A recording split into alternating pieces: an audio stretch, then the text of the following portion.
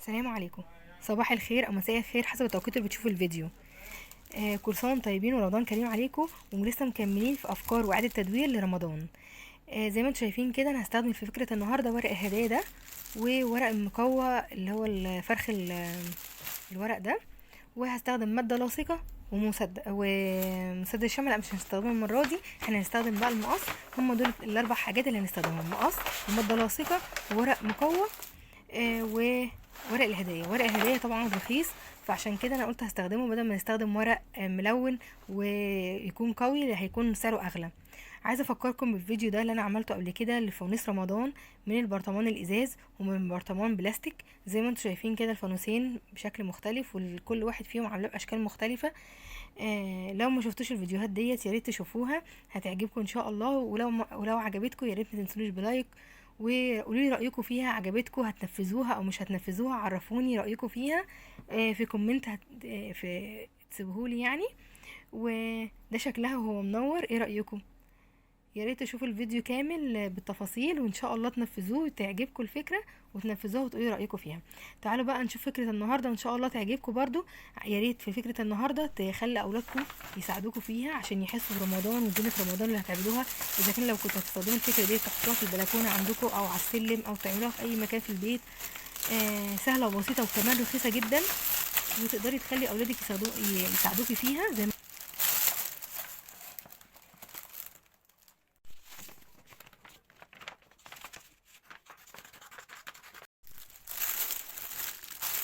وهنا بقى انا بلزق ورق الهدايا على الورق الابيض. انا طبعا خدت منه جزء وعملت بيه فكره قبل كده، فانتوا هتلاقوا الورق الفرخ ناقص، لكن الفرخ طبعا زي ما هو احنا بناخده. ممكن تعمليه كله تلزقيه على الفرخ الابيض عشان تعملي منه كذا فانوس، لكن انا كنت هعمل فانوس عشان هعمل اشكال تانية مختلفه، وهعمل بالورق ده حاجات تانية. فدوت خدت جزء كده، الجزء اللي انتوا شايفينه ده هقسمه نصين كده. بعد ما لزقته في الورق الابيض قسمته نصين، وهبتدي اقصقصه من النص. بص، بعد ما تنيته طبقته كده، هبتدي بقى اقصقصه من النص. طبعا احنا حولنا الفرخ اللي 3 جنيه ونص دوت لفرخ اقيم واقوى اللي احنا نعمله منه فوانيس. طبعا لو جبنا الفرخ القوي دوت اللي بيتباع عند الادوات المنزليه تقريبا معدي ال 12 جنيه، مش فاكره بالظبط طبعا، بس هو دلوقتي اغلى كمان من 12 جنيه اعتقد مع الغلاء اللي حصل. فاحنا في كده بنتحدى الغلاء، وعملنا فرخ ب3 جنيه ونص، عملناه حاجه قويه نقدر نعمل منه فوانيس زي ما انتم شايفين كده.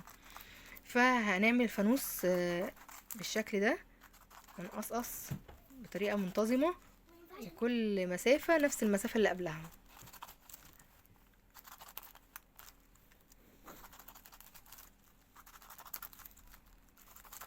وبعد ما خلصناه هنفرد الورقه زي ما شايفين كده، بصوا بقت مفرغه. هنيجي بقى نلفها رول كده على حسب ما انت عايزه بقى سمكته، يعني تخنه يبقى تخين يبقى رفيع. لقيت بقى الجزء اللي تحت ده طويل، هاخد منه جزء عشان اعمل منه ايد الفانوس. يعني هاخد بقى الجزء الطويل ده من تحت من المقعد بتاع الفانوس، وهقصه دلوقتي علشان اعمل ايد الفانوس من فوق. وزي ما انتوا شايفين بعد ما لزقته، طبعا ما كده ما استخدمناش الا البلاستر اللزق اللي لزقنا بيه الفانوس، والصمغ اللي لزقنا بيه الفرخ الهدايا، والايد برضو لزقناها بالصمغ. بس كده واتعمل فانوس بالشكل دوت بطريقه رخيصه جدا جدا جدا. ونقدر بقى نعمل لو احنا عايزين الفرخ كله نعمله منه فوانيس. شوفوا كام فانوس هنطلعه منه، بدل ما نشتري فرخ معدي ال15 ولا ال12 جنيه ولا اكتر من كده، الله اعلم دلوقتي بكام دلوقتي.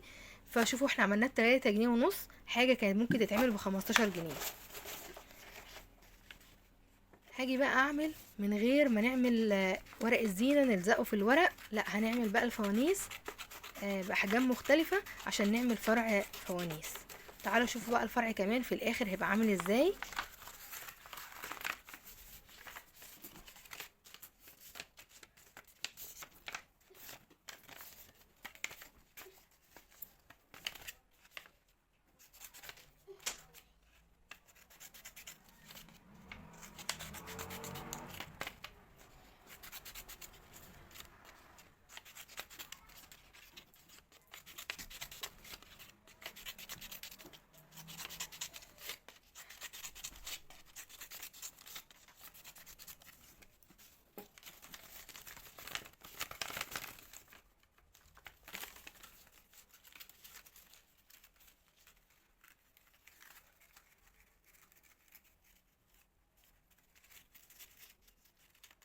وهنا بنستخدم اللزق او الصمغ عشان تلزقي الفانوس في بعضه. بس كده. اعملي بقى احجام مختلفة او شكل مختلف، عندك ورق كراسة، عندك ورق كتاب قديم، تقدري تعملي بيه الافكار ديت. وممكن بعد كده تلونيه بالالوان او بالوان المية، وبعد كده تعلقيه، يبقى كل فانوس مختلف عن اللون التاني، وتعلقيهم فرع زينة زي ما انتوا شايفين كده. تحطوه بقى في البلكونة، تعملوا منه كذا نوع، كذا شكل، كذا حبل، وتعلقوه في البلكونة، على السلم، في الشقة عندكم، في كل حتة تعلقوا الزينة في بيوتكم. بس كده طريقة سهلة وبسيطة، وخليتي أولادك يستخدموا معاكي ويعملوا معاكي زينة البيت. ولو اخواتك الصغيرين برضو خليتيهم يفرحوا معاكي وعملوا أفكار معاكي لرمضان. وكل سنة وانتم طيبين، ورب يجعل رمضان خير علينا، ورمضان كريم والله أكرم علينا. وأشوفكم في فيديو جديد وفي إعادة تدوير جديدة، وأقول لكم مع السلامة. باي.